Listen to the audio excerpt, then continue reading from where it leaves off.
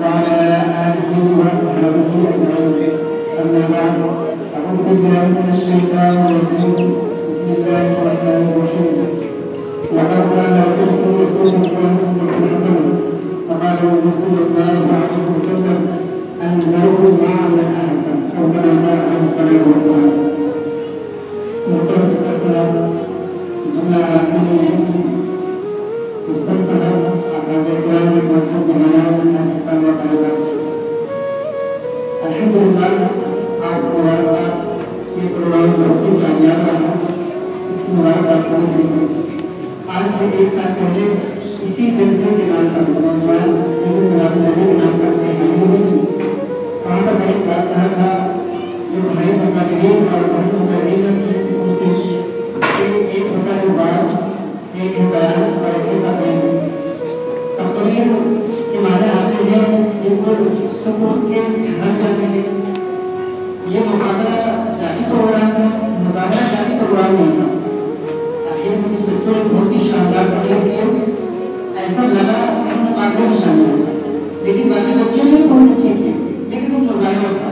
تو میرے عزیز طلبہ اور طالبات، جب بھی آپ اس ایوی کی یہ شان رہی ہے کہ جس اسٹیج پر گئے ہیں وہاں اپنی سکے جمع کرائیں گے آپ، اور یہی یہ فیصلہ مصطفیٰ کو دیکھ کر سوچتی ہے دنیا آج تک، رکے مصطفیٰ کو دیکھ کر سوچتی ہے دنیا آج تک، وہ مصور کیسا ہوگا جس کی یہ تصویر ہے. بغیر تمہید کے وقت کی قلت ہے. کچھ باتیں سرکار عالم صلی اللہ علیہ وسلم کے ادب کے تعلق سے بیان کر دی جائے. دیکھو یہ جلسہ ہمارا سیرت النبی صلی اللہ علیہ وسلم کے عنوان پر ہے.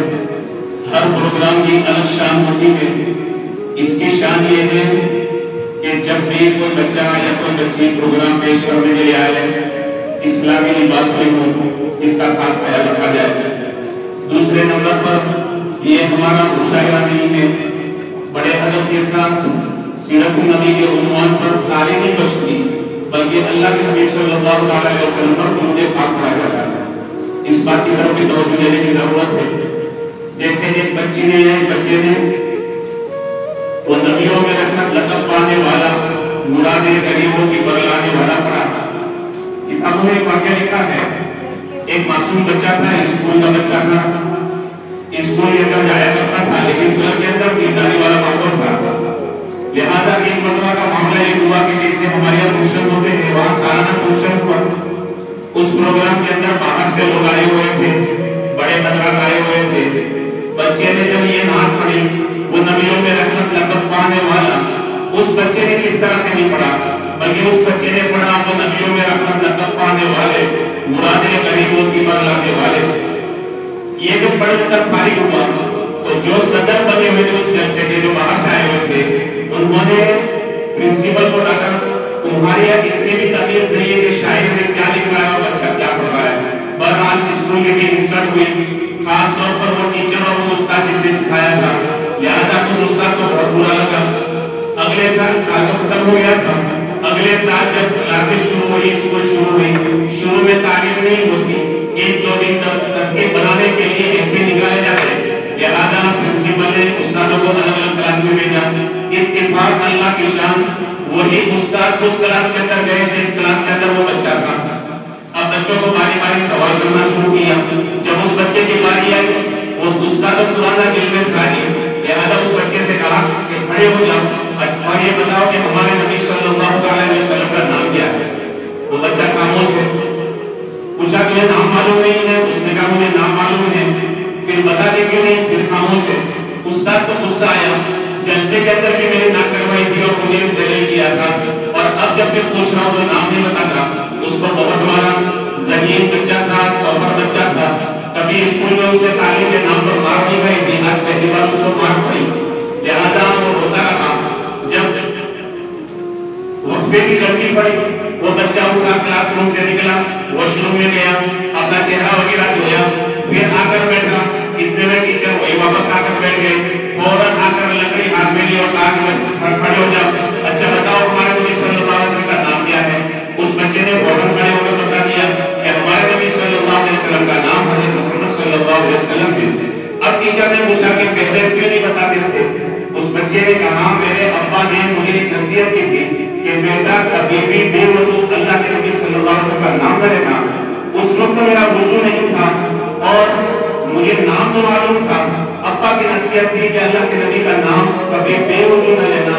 اس لیے میں مار تو کھا سکتا تھا, ذلت تو برداشت کر سکتا تھا, لیکن اللہ کے نبی صلی اللہ علیہ وسلم کا نام بغیر وضو کے نہیں لے سکتا تھا. یہ بھی اسکول کا ہی بچہ تھا, اس کے دل میں عشق نبی کس طرح سے پیوست تھا.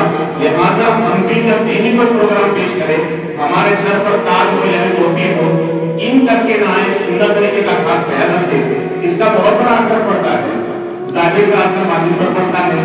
بہرحال ایک بات عام طور پر جو ہمارے سماج کے اندر زیادہ تر پیش آ رہی ہے وہ موبائل کا زیادہ استعمال ہے. اگرچہ موضوع سے ہٹ کر ہے, لیکن نبی کریم صلی اللہ علیہ وسلم کی تعلیم کا مقصد بھی یہ ہے کہ ہر امتی اللہ سے جڑ جائے اور آخرت کی فکر کرنے والا بن جائے. لہٰذا ہمارے یہاں موبائل کا زیادہ استعمال ہو رہا ہے. اس کی وجہ کیا ہے؟ بچے کے پاس موبائل ہے. اس کی بنیادی وجہ یہ ہے کہ اصل میں ہم اس نگری سے آئے ہیں جس نگری میں عیش اور عشرت تھی, یعنی ہم جنت سے آئے ہیں. جنت کی نگری میں رہنے والے لوگ تھے. حضرت آدم علیہ السلام کو اللہ نے دنیا میں بھیجا, ہم دنیا کے اندر آئے ہیں. انشاءاللہ جانا بھی ہمیں جنت میں ہے. جب جنت کی نگری میں رہ کر آئے ہیں تو ہمارا مزاج بھی جنت والا ہے. اس سے آج دیکھیں سائنس دوڑ رہی ہے, کسی بھی طرح وہ اسباب مہیا کر لیے جائے, وہ وسائل اختیار کر لیے جائے اور کس طرح سے سکون پا لیا جائے. لیکن جتنی محنت بڑھتی چلی جا رہی ہے, انہوں نے کتنے سیٹلائٹ چھوڑے, کیسے کیا کر دیا, لیکن سکون نہیں ہے. اصل میں سکون تو محمد کی غلامی میں ہے, اور ہم بھٹک کر کہاں سے کہاں چلے گئے. جنہوں نے ہمیں موبائل دیا, جنہوں نے ہمیں انٹرنیٹ دیا, وہاں پاگل حد سے زیادہ بڑھتے چلے جا رہے ہیں. لہذا موبائل کا صحیح استعمال ہو. آدمی کا جذبہ ہے اور جذبے یقیناً ہوں گے کیونکہ جنت کے رہنے والے ہیں. ہمارا مزاج جنتی, ہمارے جذبات جنتی, ہماری چاہتیں جنتی. آدمی یوں چاہتا ہے کوئی تحقیق ہو جائے, میں آنکھ بند کروں اور وہ چیز میرے سامنے حاضر ہو جائے. اب یہ آنکھوں سے استعمال ہونے والی چیز آج دنیا نے بنایا آئی پیڈ, آپ کو کہتے ہیں آئی فون بنایا, اور بھی ترقی ہو رہی ہے. چھوٹے ٹی وی سے کام نہیں چلا, پھر انہوں نے 4G شروع کر دیا, 4G سے کام نہیں بنا, 5G شروع کر دیا, اب 6G بھی آ رہا ہے.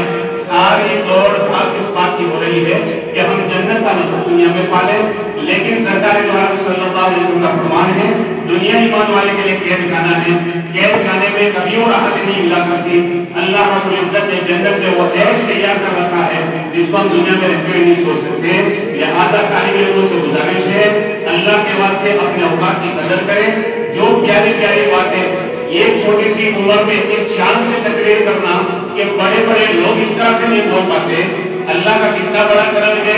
ذرا سے ہم اگر اپنے آپ کو تراشیں گے, برائیوں سے بچیں گے, غلط چیزوں سے بچیں گے, انشاءاللہ ہمارے اندر نکھار پیدا ہوگا. انہی باتوں پر میں اپنی تقریر کو ختم کرتا ہوں. اللہ رب العزت ہمیں عمل کرنے کی توفیق عطا فرمائے. وآخر دعوانا الحمد للہ رب العالمین.